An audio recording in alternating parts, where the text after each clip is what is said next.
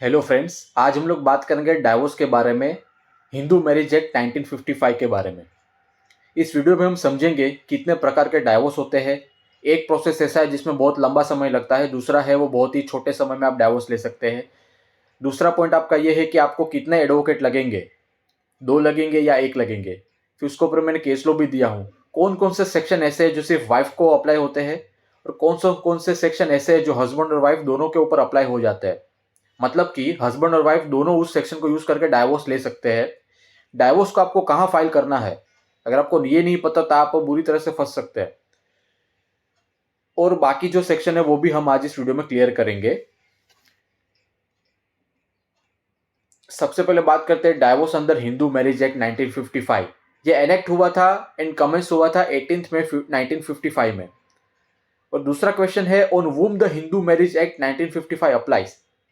तो जो हिंदू होते हैं, जो बुद्धिस्ट हो गए, सिख हो गए, जैन हो गए, उनके ऊपर हिंदू मैरिज एक्ट 1955 अप्लाई होता है। और जो मुस्लिम होते हैं, क्रिश्चियन होते हैं, पारसी होते हैं, उनके ऊपर ये एक्ट अप्लाई नहीं होता। Section 13 subsection 1 list of grounds of divorce as per the Hindu marriage act 1955। दोस्तों, ये सेक्शन बहुत ही इंपॉर्टेंट है। इस सेक्शन को यूज करके कई लोग अपना डाइवोर्स ले चुके हैं। हालांकि ये जो प्रोसेस है वो बहुत ही लंबा होता है। म्यूचुअल कंसेंट डाइवोर्स जो होता है, डाइवोर्स बाय म्यूचुअल कंसेंट, वो थोड़ा शॉर्ट प्रोसेस होता है और उसमें आपको कोई भी ग्राउंड्स की जरूरत नहीं होती। मतलब आपके जीवन में आपको थोड़ा बहुत ऊपर नीचे होता है तो आप डाइवोर्स ले सकते हैं। लेकिन सेक्शन 13 सबसेक्शन 1 में अगर एडल्टरी हो गया, क्रूरल्टी हो गया, डिजर्शन हो गया, तो ऐसे में आप जो है वो तब जाके आप ये सेक्शन जो है वो अप्लाई कर सकते हैं। और इसमें लोग ज्यादा परेशान होते हैं क्योंकि ऑलरेडी वो मेंटली सफर करते हैं। अगर एडल्टरी किसी अगर कोई किसी का पार्टनर एडल्टरी करता है तो जाहिर सी बात है उसको बहुत मेंटल प्रेशर होगा। फिर क्रूरल्टी करता है तो यहाँ तक कि लोग सुसाइड भी कर डालते हैं क्रूरल्टी की वजह से। डाउरी डिमांड होती है, फिर टोंट मारते हैं, यहाँ तक कि बोलने का तरीका भी गलत होता है। तो इसकी वजह से माइंड में जो है वो बहुत असर होता है। तो अगर ऐसी सारी चीजें आपके साथ होती है तो ये सेक्शन 13 सबसेक्शन 1 लेके आप जो है वो डाइवोर्स ले सकते हैं। अब बात करते हैं section 13 subsection 1 applies to both husband and wife. It means husband and wife can take divorce using this section. जैसे मैंने आपको इंट्रोडक्शन में बताया इस वीडियो के कि कुछ कुछ सेक्शन ऐसे हैं जो हस्बैंड और वाइफ दोनों को अप्लाई होता है। जैसे कि ये सेक्शन है, इसमें हस्बैंड भी ये सेक्शन अप्लाई करके डाइवोर्स ले सकते हैं अपनी वाइफ से, और वाइफ भी ये सेक्शन को यूज करके हस्बैंड से डाइवोर्स ले सकती है। अब सबसे पहले बात करते हैं एडल्टरी की। Now, what is adultery? Adultery is a shameful act of a person because only adultery is not a considered as a crime. Adultery crime नहीं है। इसके ऊपर एक केस लो भी है मेरे पास जो बोलता है कि एडल्टरी क्राइम नहीं है, लेकिन फिर भी आप इस सेक्शन के ये जो एडल्टरी है उसको यूज करके आप डाइवोर्स ले सकते हैं, चाहे आप हस्बैंड हो या वाइफ हो। अगर आप हस्बैंड है तो आप अपनी वाइफ से डाइवोर्स ले सकते हैं। अगर आप वाइफ है तो आप अपने हस्बैंड से डाइवोर्स ले सकते हैं ये सेक्शन को अप्लाई करके, जिसको जिसको बोलते हैं section 13। Because in Indian culture it becomes a ground for divorce. It involves N intercourse with the opposite sex between a person who is married and another person who is married or unmarried। मतलब यहाँ पे दो इंसानों के बीच में एक intercourse होता है ऑपोजिट जेंडर के। ठीक है, चाहे वो सामने वाला मैरिड है अनमेरिड है उससे कोई फर्क नहीं पड़ता। अगर एडल्टरी हुई है तो आप जो है वो डाइवोर्स ले सकते हैं। अब बात करते हैं essential of adultery. Voluntary act not among to the offence of rape. मतलब यहाँ पे क्या होता है, जो लड़का लड़की है दोनों का कंसेंट होना चाहिए इंटरकोर्स करने में।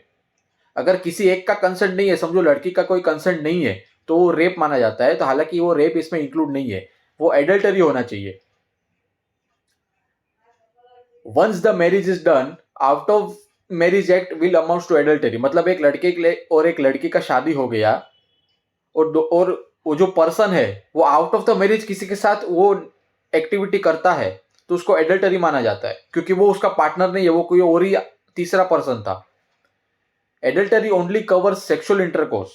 ठीक है, यहां पे अगर आपका एक्चुअली में इंटरकोर्स होता है तब जाके उसको एडल्टरी मानते हैं। तो एडल्टरी को कंसिडर करने के लिए इंटरकोर्स होना जरूरी है। अब बात करते हैं is adultery a crime in India. No, it is not a crime. But as per Joseph versus Union of India, the adultery is not a crime, but still one of the grounds for divorce. अब बात करते हैं सबसे main section cruelty के बारे में। ये उसी सेक्शन में दिया गया है और एक बहुत ही इंपॉर्टेंट ग्राउंड है डाइवोर्स का। खास करके हमारे भारत देश में सबसे ज्यादा क्रूरल्टी होती है। हस्बैंड अपनी वाइफ पे करता है, वाइफ भी अपने हस्बैंड पे करती है। एक जमाना था जब हस्बैंड अपनी वाइफ पे हमेशा क्रूरल्टी करते थे और वाइफ का कोई केस नहीं आता था कि उसने हस्बैंड पे किया। लेकिन आजकल सब 50-50 हो गया है। हस्बैंड भी क्रूरल्टी करता है, वाइफ भी क्रूरल्टी हस्बैंड पे कर सकती है। यहाँ तक कि जो उनके जो फैमिली है वो भी परेशान हो जाती है। रोज झगड़े होते हैं, उल्टा सुल्टा बोलना होता है, टोंट मारना होता है, वगैरह वगैरह। तो अगर आपके साथ ऐसा होता है तो आप क्रूरल्टी को यूज करके डाइवोर्स ले सकते हैं। अब बात करते हैं क्रूरल्टी क्या होता है। Cruelty includes mental as well as physical cruelty. एक जमाना था जब सिर्फ फिजिकल को ही माना जाता था। फिजिकल मतलब क्या होता है, जैसे मारना, लात मारना, सर पकड़ के दीवार पे टकराना, है ना। हस्बैंड अपनी वाइफ पे भी कर सकते हैं और वाइफ अपने हस्बैंड पे भी कर सकती है। लेकिन क्रूरल्टी यहाँ पे मेंटल भी अब इंक्लूड हो गई है। पहले नहीं था, अभी मेंटल क्रूरल्टी भी होती है। मेंटल में क्या होता है, जैसे हस्बैंड अपनी वाइफ को चिल्लम चिल्ली करता है, वाइफ अपने हस्बैंड पे चिल्लम चिल्ली करती है, फिर और भी कोई यहाँ तक कि कुछ उल्टा सुल्टा बोल देती है, तो इसको बोलते हैं मेंटल क्रूरल्टी। फिजिकल क्रूरल्टी आप इजीली देख सकते हो क्योंकि उसमें आदमी को चोट लग जाएगी सर पे या हाथ पांव टूट जाएगा, तो कोई भी देख सकता है कि मारा मारी हुई। लेकिन मेंटल क्रूरल्टी का क्या, वो तो सबसे डेंजर होती है। यहाँ तक कि लोग सुसाइड कर डालते हैं। अगर कोई वाइफ प्रेग्नेंट है तो उस क्रूरल्टी का असर उसके बच्चे पे भी आगे जाके हो सकता है। स्किजोफ्रेनिया, फिर डिप्रेशन, ऐसी सारी बीमारी आ सकती है। तो अगर आपके साथ ऐसा होता है तो आप क्रूरल्टी को यूज करके आप जो है वो डाइवोर्स ले सकते हैं। Physical cruelty includes damage to the body which can we can see with our eyes. मतलब जैसे मैंने आपको बोला, फिजिकल क्रूरल्टी मतलब मारना पीटना। अगर आप किसी बंदे को मारते हो तो आप वो दिखेगा ना, मारा है, खून निकल गया, हड्डी टूट गई, या फिर कोई गहरा घाव लग गया है हाथ पे या पैर पे। Earlier there was no concept of mental cruelty. एक जमाना था जब मेंटल क्रूरल्टी का कोई कॉन्सेप्ट ही नहीं था। तो जैसे जैसे सिविलाइजेशन आगे बढ़ा, लोगों को समझ में आया कि भाई मेंटल क्रूरल्टी नाम का भी कोई चीज होता है, तो उसको भी क्रूरल्टी में इंक्लूड करना जरूरी है और उसको भी ग्राउंड फॉर डाइवोर्स बनाना चाहिए। ग्राउंड फॉर डाइवोर्स मतलब क्या होता है, अगर आपके साथ कोई क्रूरल्टी करता है तो आप जो है वो डाइवोर्स ले सकते हैं। It was added later. Mental cruelty affects the mind peace of the person due to which that person can not sleep, eat and work properly. मतलब मैंने सिर्फ इसको इजी बनाया है, ठीक है। जब क्रूरल्टी होता है, मेंटल क्रूरल्टी, तो आदमी ऑलरेडी डिप्रेशन में होता है, वो घर के बाहर नहीं निकलता, सनलाइट में नहीं जाता, यहाँ तक कि खाना पीना छोड़ देता है, पूरा दिन रोते रहता है कमरे में अपने आप को बंद करके। और यहाँ तक कि सुसाइड के चांसेस भी बढ़ जाते हैं क्योंकि वो आदमी अकेला हो जाता है, उसको लगता है उसका कोई नहीं है। आपके साथ ऐसा होता है तो आप डाइवोर्स ले सकते हैं। It can cause depression and suicidal thought. Mental cruelty is more dangerous because we can not see it with our open eyes compare to the physical cruelty. अगर कोई बच्चा किसी माता के गर्भ में है तो मेंटल क्रूरल्टी का असर उसके बच्चे पे भी हो सकता है। वो बच्चा फिर आगे जाके ढंग से पढ़ नहीं पाएगा क्योंकि उसको ऑलरेडी डिप्रेशन है, फिर उसको भी सुसाइड के थॉट आएंगे, फिर वो ड्रिंकिंग चालू कर देगा, स्मोकिंग चालू कर देगा, यहाँ तक कि ड्रग्स भी चालू कर देगा। तो आप सोचो, एक के ऊपर क्रूरल्टी हुई तो वो पूरी जनरेशन तबाह कर सकता है। तो इसीलिए डाइवोर्स लेना जरूरी है। अगर ऐसा होता है तो आप सीधा डाइवोर्स ले लो, ताकि आप भी खुश रहोगे और आपका होने वाला जो सन या डॉटर जो भी है वो भी सेफ रहेंगे। After that cruelty can affect the whole generation. It can affect the study performance of a children and overall future, जैसे मैंने आपको पहले बताया। अब क्रूरल्टी का मैं कुछ एग्जांपल देता हूं आपको। स्लैपिंग हो गया, किकिंग हो गया, ब्लैकमेलिंग, नो मेडिकल फैसिलिटी, मतलब मारना पीटना गाली गलौज वो भी हो गया। मेडिकल फैसिलिटी नहीं मिलती, yelling, shouting, unnecessary blaming, making spouse dependent. मतलब जनरली क्या होता है, हस्बैंड अपनी वाइफ को बोलते हैं कि भाई तू नौकरी मत कर, तो एक बार वाइफ ने कमाना छोड़ दिया, फिर वो लाचार हो जाएगी हस्बैंड के ऊपर पैसे के लिए, फिर ओवर उसकी पूरी जिंदगी वो लटकती रहेगी पैसों के लिए और सपोर्ट के लिए। तो वो भी एक तरह की क्रूरल्टी है। अगर वाइफ चाहती है खुद से कि उसको नौकरी नहीं करनी तो ठीक है, लेकिन अगर आप हस्बैंड हो तो उसको फोर्स नहीं कर सकते। अगर यही चीज वाइफ भी नहीं कर सकती हस्बैंड पे। forcing for unnatural activity, or not satisfying his her natural needs, wrong allegation against husband, dowry demand, smoking, alcohol etcetera. अगर हस्बैंड ज्यादा दारू पी के आता है, गाली गलौज करता है, तो भी वो क्रूरल्टी हो गया. अगर सिमिलरली अगर वाइफ अगर ऐसा कुछ करती है, मारती है, पीटती है हस्बैंड को, तो ये सेक्शन दोनों को अप्लाई होता है. हस्बैंड अपनी वाइफ से डाइवोर्स ले सकता है और वाइफ भी अपने हस्बैंड पे डाइवोर्स ले सकती है. ये सेक्शन को यूज करते हैं, जिसको बोलते हैं सेक्शन 13. अब सबसे अभी ये तीसरा ग्राउंड है desertion. Desertion means one spouse leaves another spouse without any valid reason or a problem continuously for at least 2 years. मतलब के एक आदमी, मतलब या तो हस्बैंड है समझो, या तो वाइफ है, दोनों में से कोई एक 2 साल तक अपने जो पार्टनर है उसको छोड़ के चला गया विदाउट एनी रीजन. अभी ये विदाउट एनी रीजन बहुत जरूरी है. जनरली क्या होता है, हस्बैंड जो है वो अपनी वाइफ पे मतलब परेशान करता है और वाइफ चली गई, तो इसमें एक वैलिड ग्राउंड है कि वो क्यों चली गई, क्योंकि हस्बैंड परेशान करता था, तो उसको डेजर्शन में नहीं माना जाएगा.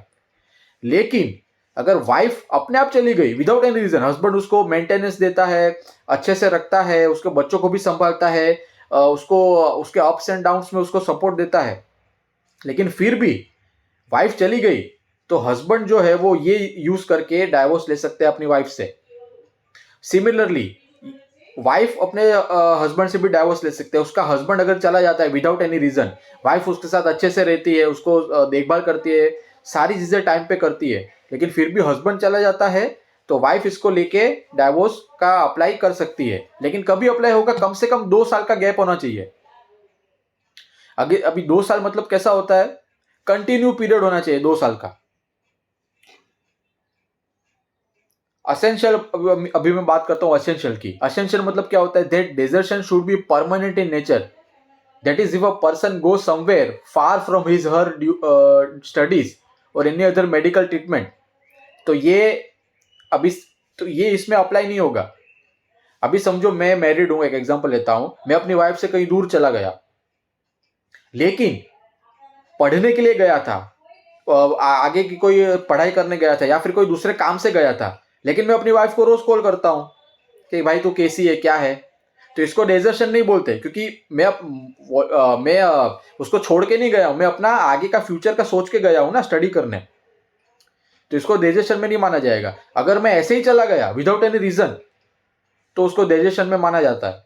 देर is no valid reason for of desertion. जैसे मैंने आपको यहां पे पहले बताया ऊपर,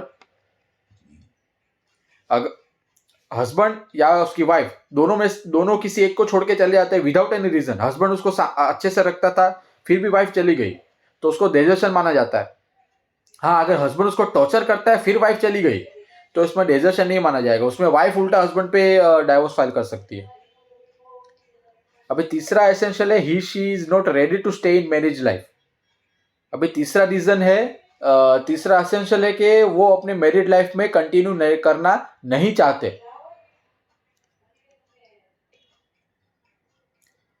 अब बात करते हैं कन्वर्जन के बारे में. कन्वर्जन नाम में ही आंसर है. अगर हस्बैंड या तो वाइफ अपना अपना धर्म चेंज कर देती है, तो उसमें जो सामने वाली पार्टी है वो डाइवोर्स फाइल कर सकती है. One person change his her religion without a concern of their partner.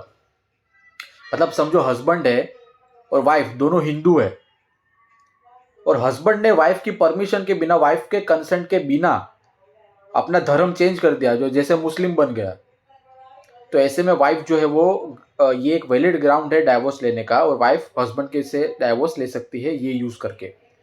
A person who is not converting to any other religion has right to file divorce. मतलब यहाँ पे ये बहुत इंपॉर्टेंट लाइन है.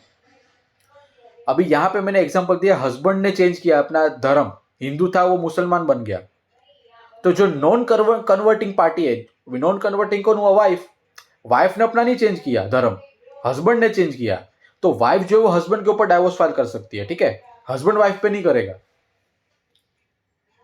अब सबसे मेन रीजन है, main ground है अनसाउंडनेस ऑफ माइंड. मतलब वो जो पर्सन है वो थोड़ा मेंटली सिक है. अनसाउंड माइंड कंटिन्यूसली और इंटरमिनेंटली, मतलब ये कंटिन्यू होता है. जैसे बहुत सारी रीजन है जिसमें माइंड जो है वो आदमी का काम नहीं करता, तो ऐसे में जो ऑपोजिट पार्टी है वो अपने पार्टनर से डाइवोर्स ले सकती है। And another person is not able to live with that person. मतलब समझो हस्बैंड को कोई मेंटल प्रॉब्लम है और वाइफ उसके साथ ट्राई कर रही है रहने का, लेकिन रह नहीं पा रही क्योंकि वो बहुत ही मेंटली प्रॉब्लम है हस्बैंड को। तो ऐसे में वाइफ जो है वो डाइवोर्स ले सकती है अपने हस्बैंड से। अब दूसरा जो ग्राउंड है वो लेप्रोसी है। ये पहले था एक ग्राउंड, अभी जो है वो अमेंडमेंट हो के वो निकल गया है। ये क्या था, एक स्किन इन्फेक्शन था जो एक आदमी से दूसरे आदमी को ट्रांसफर हो सकता है। अगर हस्बैंड को है वो तो वाइफ को हो सकता है, अगर वाइफ को कोई स्किन की प्रॉब्लम है तो हस्बैंड को हो सकती है। लेकिन स्किन का प्रॉब्लम जो है वो बहुत ही सीरियस प्रॉब्लम, डेंजर नहीं होता, उसमें आदमी की मौत तो नहीं होती। आप थोड़ी बहुत पाउडर या ट्यूब लगा के भी उसको ठीक कर सकते हैं। तो इसको एक इस तरह से देखा जाता है कि ये ठीक हो जाएगा और ज्यादा उसमें कोई प्रॉब्लम नहीं आती है। अब सच बात बोले तो स्किन इन्फेक्शन किसी को भी हो सकता है। आजकल इतनी गर्मी पड़ रही है, अच्छा खासा आदमी को रैशेस हो जाते हैं।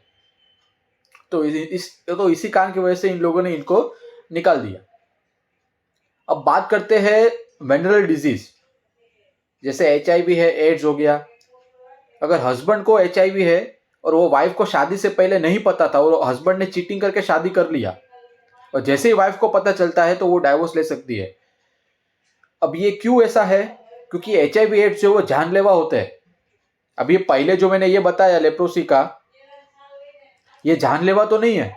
अगर आपके स्किन में कोई लाल लाल हो जाता है इन्फेक्शन, तो आप उसको पाउडर या इंजेक्शन से या ट्यूब से भी उसको ठीक कर सकते हो, क्रीम लगा के। क्योंकि आजकल गर्मी इतनी बढ़ रही है, ऐसा किसी को भी हो सकता है, तो इसमें ये कोई बड़ी बात नहीं है। लेकिन ये वनरल डिजीज तो बहुत ही डेंजर होते हैं।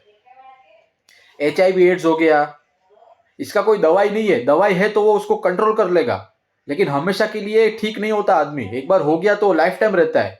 अगर अगर ऐसे इंसान का बच्चा भी होता है तो उसको भी HIV ट्रांसफर हो सकता है।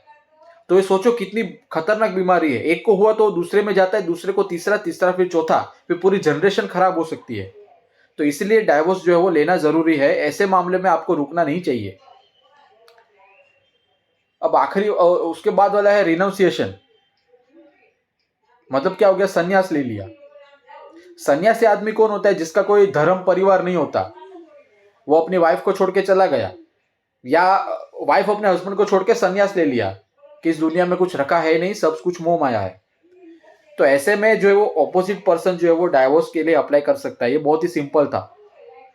Presumption of death for 7 years। अभी जैसे हस्बैंड और वाइफ जो है वो ट्रैकिंग पे गए बाकी ग्रुप के साथ। अभी वाइफ जो है वो ट्रैकिंग में किसी कमरे में रुकी हुई थी, हस्बैंड ट्रैकिंग पे जा रहा था और लैंडस्लाइड हो गया। अभी उसका हस्बैंड उसको मिला ही नहीं। पुलिस ने बहुत ढूंढा, यहां तक कि मिलिट्री आ गई लोगों को बचाने। उसका हस्बैंड का कुछ अता पता ही नहीं है। 7 साल तक उसने राह देखा कि आज आएगा, कल आएगा, फोन करेगा शायद जिंदा है तो। क्योंकि ऐसे डिजास्टर में क्या होता है, आपके हाथ में कुछ नहीं होता, सब कुछ कुदरत पे छोड़ना पड़ता है। लैंडस्लाइड में आदमी हजारों कई मीटर तक अंदर दस सकता है, तो आपको बॉडी मिलेगी भी नहीं अगर वो मर गया तो। अगर जिंदा है तो वो घर पे आ जाएगा, आज नहीं तो कल, और कल नहीं तो 1 साल बाद भी घर पे तो आएगा ना। यहाँ पे आपको 7 साल तक वेट करना है। 7 साल तक उसका कोई अता पता नहीं है, ना कोई कॉल, ना कोई मैसेज, ना उसके फ्रेंड को पता है कि वो हस्बैंड कहाँ गया या वाइफ कहाँ गई। तो ऐसे में जो ऑपोजिट पार्टी है, हस्बैंड या वाइफ जो भी है, वो डाइवोर्स के लिए अप्लाई कर सकता है, स्टेटिंग दैट माई पार्टनर, या हस्बैंड और वाइफ जो भी है, वो 7 साल से लापता है और हम अज्यूम करते हैं कि वो मर गया। क्योंकि एक वहां पे लैंडस्लाइड हुई थी या फिर सुनामी आया था, जो भी है, डेड बॉडी भी नहीं मिला। अगर मिल गया तो डेथ ही है, अगर नहीं मिला 7 साल तक कोई अता पता नहीं है, ना कोई मैसेज, ना कोई कॉल, ना कोई हिंट कि भाई ये आदमी यहां पर है या फिर ये जो लड़की है वो यहां पर है। 7 साल तक आपको फिर रुकना है, फिर अज्यूम करना है कि उस इंसान का डेथ हो गया है। तो ये थोड़ा डिफिकल्ट होता है लोगों को ऐसा अज्यूम करने में कि मेरा पार्टनर चला गया, लेकिन आपको ये डिसीजन लेना पड़ेगा कि हाँ अब जाके डाइवोर्स के लिए अप्लाई करना है। अब बात करते हैं कितने प्रकार के डाइवोर्स होते हैं। देखिए दोस्तों, डाइवोर्स दो प्रकार के होते हैं। एक जो है वो बहुत ही लंबा चलता है, उसमें बरसों लग जाते हैं, 4 साल, 5 साल, 6 साल। और एक डाइवोर्स ऐसा है जो बहुत ही तेज होता है, उसमें ज्यादा कोई प्रॉब्लम भी नहीं होती पार्टी को, और उसके वकील को भी ये चलाने को बहुत इजी होता है, और जज को भी बहुत आसान होता है डाइवोर्स में ऑर्डर पास करने के लिए। पहला डाइवोर्स का जो प्रकार है वो कंटेस्टेड डाइवोर्स, जिसको हम रेगुलर डाइवोर्स भी बोलते हैं। सेक्शन 13 HMA यानी कि Hindu marriage act 1955, one party wants to file divorce and that person becomes petitioner, and the other person against whom the divorce is filed becomes the respondent, and it includes verses between the parties। अभी यहाँ पे देखो, ये ABC है, वो husband है, वो petitioner हो गया, वो फाइल कर रहा है रेगुलर डाइवोर्स अपनी वाइफ के खिलाफ। तो वाइफ जो है PQR, वो रिस्पोंडेंट बनेगी, और दोनों हस्बैंड वाइफ के नाम के बीच में वर्सेस आएगा, VS। अब मैं आपको नीचे वाला बताता हूं, जिसको बोलते हैं डाइवोर्स बाय म्यूचुअल कंसेंट, जो section 13B Hindu marriage act 1955 के अंदर आता है। Both the parties agree to take divorce peacefully. Mutual consent divorce is fast compared with the contested divorce. in this both the parties become petitioner and it includes and between the parties।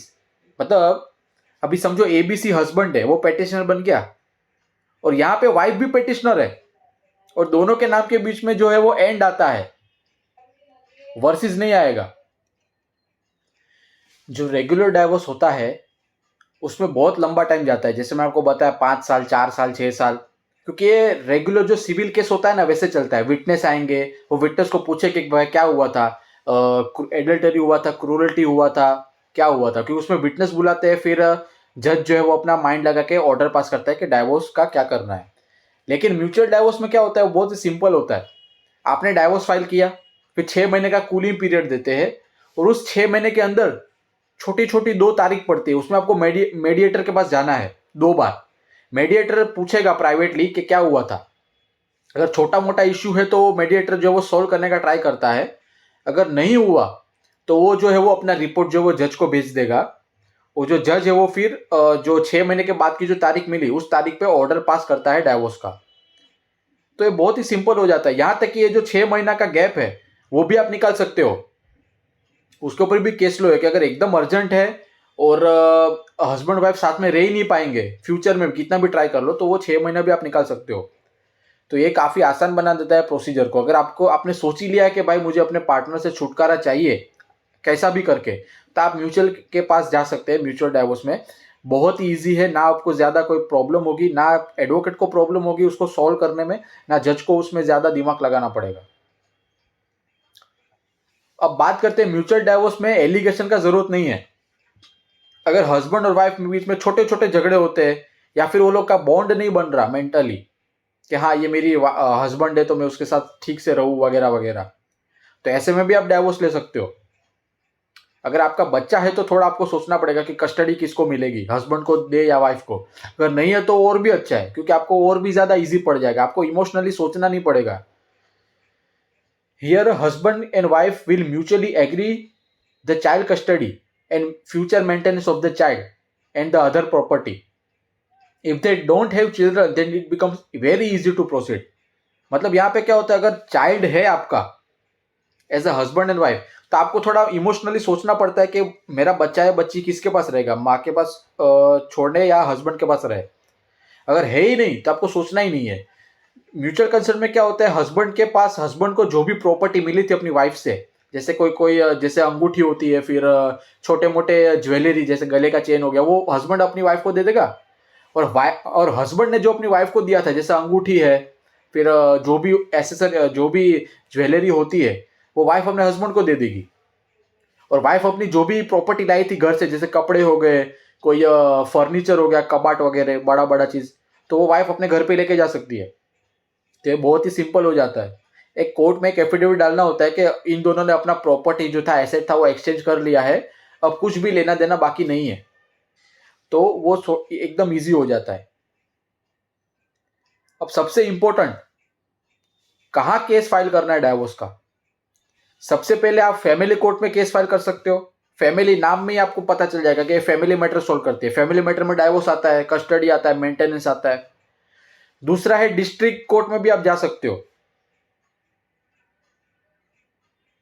ठीक है। अब अभी उसके ऊपर भी jurisdiction है।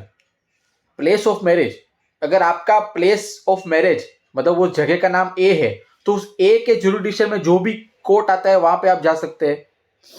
दूसरा है place of husband residing in case where wife is living separately, मतलब अगर समझो वाइफ अलग जगह पे रह रही है, अब डाइवोर्स जब होता है तो वाइफ अपने हस्बैंड के साथ नहीं रहती, वो अपने माता पिता के घर चली जाती है।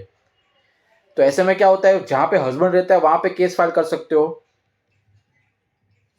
फिर husband and wife last resided, मतलब जब झगड़ा हुआ और वाइफ छोड़ के गई हस्बैंड को, वो घर का जो लोकेशन है उस लोकेशन के आजू बाजू जो कोर्ट है वहां पे आप जा सकते हो।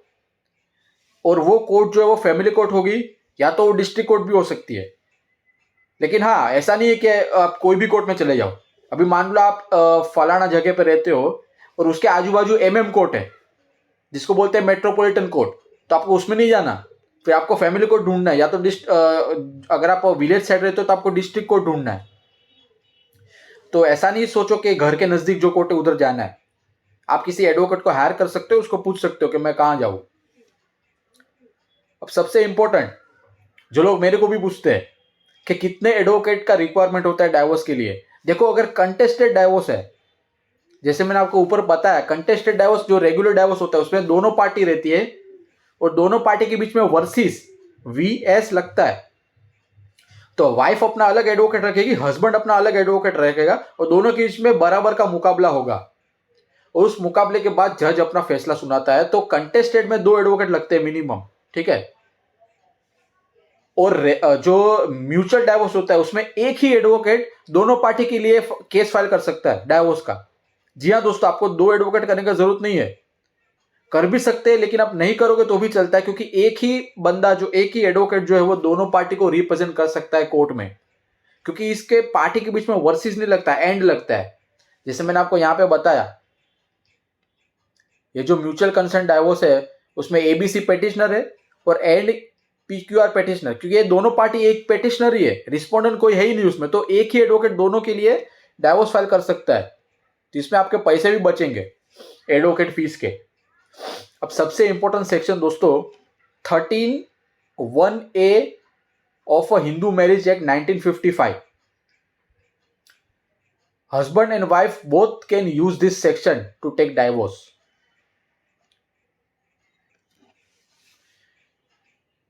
ये जो सेक्शन है वो हस्बैंड और वाइफ दोनों यूज कर सकते हैं डाइवोर्स लेने के लिए। सबसे पहले बात करते हैं section 13(1)(a) subsection 1। No resumption of cohabitation as between the parties for 1 year or more after passing the judicial separation decree. सबसे पहले बात करते हैं जुडिशियल सेपरेशन डिक्री क्या होता है।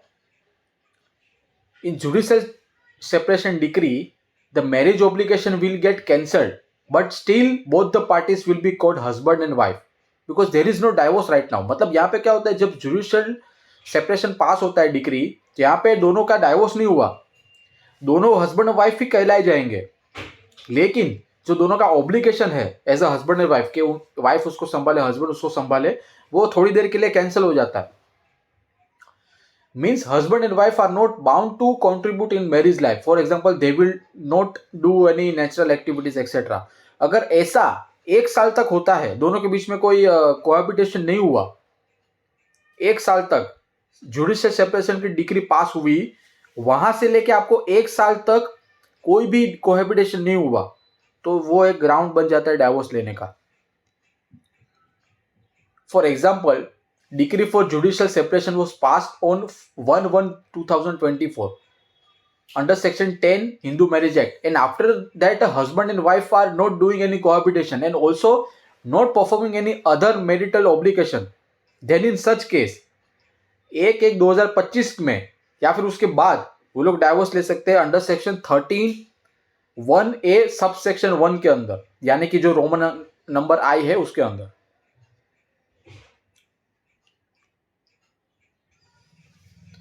अब बात करते हैं सेक्शन 13(1)(a) सब सेक्शन 2 के बारे में। No restitution of conjugal rights between the parties to the marriage for a period of 1 year or more after the passing of a degree of restitution of conjugal right. मतलब क्या होता है, सबसे पहले हम बात करते हैं restitution of conjugal rights क्या होता है. Meaning of restitution of conjugal rights with example, Mr. P and Mrs. Q are married. After 10 years of marriage, Mrs. Q started living away from the husband, that is Mr. P, without any valid reason. Then in such case, husband, that is Mr. P, can approach the court for restitution of conjugal rights. मतलब यहाँ पे मैं example दे रहा हूँ husband और wife का. Husband और wife दोनों ने शादी किया, 10 साल हो गया. अभी वाइफ को पता नहीं अचानक क्या हो गया, बिना किसी कारण के वो हस्बैंड से अलग रहने लगी. तो यहाँ पे हस्बैंड जो है वो कोर्ट में जाकर रेस्टिट्यूशन ऑफ कॉन्जुगल राइट्स का केस फाइल कर सकता है. इसमें क्या होता है, कोर्ट जो है वो वाइफ को ऑर्डर देगी कि आप हस्बैंड के साथ रहो. लेकिन ये सेक्शन क्या बोलता है, एक बार रेस्टिट्यूशन ऑफ कॉन्जुगल राइट्स का डिग्री पास हो गया और डिग्री पास होने की तारीख से लेके 1 साल तक राह देखना है हस्बैंड को. अगर वो वाइफ फिर भी नहीं ऑर्डर मानती है कोर्ट का, तो हस्बैंड जो है वो डाइवोर्स फाइल कर सकता है. For example, restitution of conjugal rights decree was pass under section 9 HMA on 1/1/2024 को पास हुआ था, और 1/1/2025 और उसके बाद parties can take divorce under this section, that is section 13(1)(a) subsection 2. मतलब दोनों में से कोई एक पार्टी, अभी समझो वाइफ ले लेते हैं एक एग्जांपल. वाइफ अलग रह रही है हस्बैंड से बिना किसी कारण के. हस्बैंड उसको अच्छे से देखभाल करता है, संभालता है, मेंटेनेंस देता है, मेडिकल फैसिलिटी प्रोवाइड करता है जब चाहिए तभी. लेकिन वाइफ जो है वो आ नहीं रही है, और कोर्ट ने और हस्बैंड ने कोर्ट को बोला कि मेरी वाइफ को आप बुला लीजिए. तो जज ने भी ऑर्डर दे दिया रेस्टिट्यूशन ऑफ कॉन्जुगल राइट के बारे में, क्या आप अपने हस्बैंड के साथ रहो. तो उस जो डिग्री पास हुई उसको बोलते हैं रेस्टिट्यूशन ऑफ कॉन्जुगल राइट्स. मतलब एज अ हस्बैंड और वाइफ मैरिज जो है वो सेव हो सके. लेकिन वाइफ फिर भी जज का भी ऑर्डर नहीं मान रही है, वो उधर ही रह रही है अलग, तो इसमें जो है वो डाइवोर्स ले सकते हैं. सेक्शन 13 सबसेक्शन 2 ऑफ HMA 1955 है, बहुत ही इंपॉर्टेंट है. Only wife can use this section to take divorce. ये ध्यान में रखना, ये बहुत ही इंपॉर्टेंट है, और सिर्फ वाइफ ही इसको यूज कर सकती है डाइवोर्स लेने के लिए. अब subsection section 13(2) subsection 1, that is bigamy. For example, husband got married but without giving divorce to his first wife. Marriage was solemnized before the commencement of the HMA Act 1955. Husband got married before the commencement of the HMA 1955. Wife was alive at the time of the bigamous marriage. मतलब यहाँ पे क्या होता है, सबसे पहला condition, husband जो है वो दूसरी बार शादी करता है, पहली शादी को डाइवोर्स दिए बिना, तो ये बाइगमियस हो गया. Marriage was solemnized before the commencement of this act. Husband got married before the commencement of the HMA Act 1955 and wife was alive at the time of bigamous marriage. तो यहाँ पे क्या होता है, हस्बैंड दूसरी शादी करता है पहली बीवी को डाइवोर्स दिए बिना, या तो डाइवोर्स नहीं दिया लेकिन उसकी पहली बीवी जिंदा है जब वो दूसरी शादी कर रहा है लड़का, तो इसको बाइगमस मैरिज बोलते हैं. और एक बार ये हो गया तो वाइफ जो है वो अंडर सेक्शन 13(2) सबसेक्शन 1 के अंदर डाइवोर्स के लिए अप्लाई कर सकती है. सेक्शन 13(2) सबसेक्शन 2 ऑफ HMA 1955 क्या बोलता है, हस्बैंड कमिट रेप, सोडोमी और बेस्टियलिटी.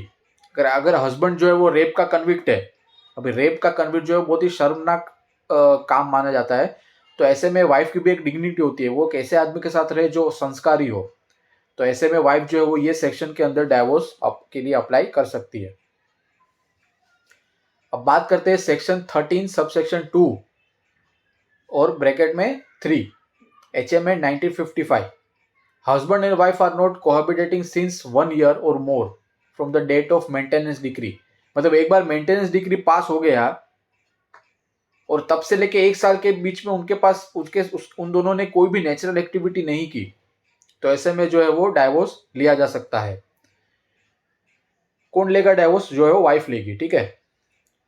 मेंटेनेंस डिक्री क्या होता है, जब हस्बैंड अपनी वाइफ को संभालता नहीं है और वो जो वाइफ है वो केस फाइल करती है मेंटेनेंस का, और कोर्ट ने बोल दिया कि हस्बैंड जो है वो वाइफ को 10,000 पर मंथ देगा, लेकिन चलो मेंटेनेंस तो मिल रहा है, लेकिन दोनों के बीच में एक बॉन्ड नहीं रहा जो था, तो वो जो है वाइफ जो है वो डाइवोर्स के लिए अप्लाई कर सकती है। 1 साल तक दोनों के बीच में कोहाबिटेशन नहीं हुआ, तो ऐसे में वाइफ जो है वो केस फाइल कर सकती है डाइवोर्स के लिए, ठीक है। Section 13(2) sub section 4, wife was got married at the age of 15 years. Here wife can cancel her marriage before she attains the age of 18 years. यहाँ पे क्या होता है, पहले बाल विवाह बहुत होता था भारत में, फॉरेन में तो आपने कभी सुना नहीं होगा, लेकिन भारत जैसे देश में जहाँ पे विलेजर्स जो एक टाइम था जब एक प्रथा थी कि भाई चाइल्ड मैरिज हो जाना चाहिए, अच्छी बात मानी जाती थी, लेकिन वो बहुत बुरी बात है। अगर लड़की 15 साल के अंदर है तो उसका शादी हो गया, या तो 15 साल की उसका शादी हो गया, तो 18 साल तक आते आते उसको डिसीजन लेना है कि उसको मैरिज कैंसिल करना है या नहीं करना। तो 18 से पहले, before she gets 18 years old, वो मैरिज जो है वो अपना कैंसिल कर सकती है। When can a divorce person marry again, मतलब एक बार आदमी ने डाइवोर्स ले लिया, फिर दूसरी बार कब शादी करेगा? जब उसमें कोई अपील नहीं बची हो, सामने वाले ने अपील फाइल ना किया हो, या फिर उसका फाइल करने का जो लिमिटेशन पीरियड है वो खत्म हो गया हो। अभी समझो हस्बैंड ने वाइफ के ऊपर डाइवोर्स फाइल किया, या तो वाइफ ने हस्बैंड पे डाइवोर्स फाइल किया, तो जो हस्बैंड है उसने अपील नहीं किया, उस जजमेंट को चैलेंज करने के लिए कोई अपील फाइल नहीं की, और अपील फाइल करनी भी थी तो उसका टाइम पीरियड खत्म हो गया है। तो ऐसे में क्या होता है, जो है वो जो दोनों भी पार्टीज अपने फ्यूचर में मूव ऑन कर सकती है और अपना दूसरा जो शादी है वो कर सकती है। तो यही चीज़ था आज के वीडियो में दोस्तों। लोगों को पता नहीं होता कि उनके लाइफ में उनको क्या करना है और कैसे वो अपने जीवन में आगे बढ़ सकते हैं। अगर आपको ये नहीं पता कि आपको कितने वकील करने हैं, या तो ये नहीं पता कि आपको कहाँ केस फाइल करना है, या कब कब आप डाइवोर्स ले सकते हैं, तो मैंने सारी चीज़ें इस वीडियो में क्लियर कर दी है। ये सारे जो ग्राउंड्स है, एडल्टरी है, क्रूरल्टी हो गया, डेजर्शन हो गया, फिर कन्वर्जन हो गया, अनसाउंडनेस हो गया, लेप्रोसी हो गया, venereal disease, renunciation, presumption of death, ये तो चलो ठीक है, लेकिन बहुत सारे केसेस ऐसे हैं जहाँ पे आप बिना कोई ग्राउंड के भी आप डाइवोर्स ले सकते हैं, जिसको बोलते हैं डाइवोर्स बाय म्यूचुअल कंसेंट। इसमें आपको ग्राउंड की जरूरत नहीं है, आप सिंपली डाइवोर्स ले सकते हैं अगर आपको बस नहीं रहना है साथ में। और ये बहुत ही सिंपल स्टेप है दोस्तों। मैं तो बोलूँगा आप हमेशा म्यूचुअल कंसेंट में जाइए, उसमें बहुत टाइम लगता है। दूसरे वाले में जो रेगुलर डाइवोर्स है उसमें विटनेस बुलाते हैं, क्रॉस एग्जामिनेशन होता है, फिर प्रूव हुआ नहीं हुआ वगैरह वगैरह। और कहाँ डाइवोर्स फाइल करना है वो भी मैंने आपको बता दिया, कितने एडवोकेट लगेंगे, सारे सेक्शन भी मैंने आपको आज क्लियर कर दिए। शुक्रिया।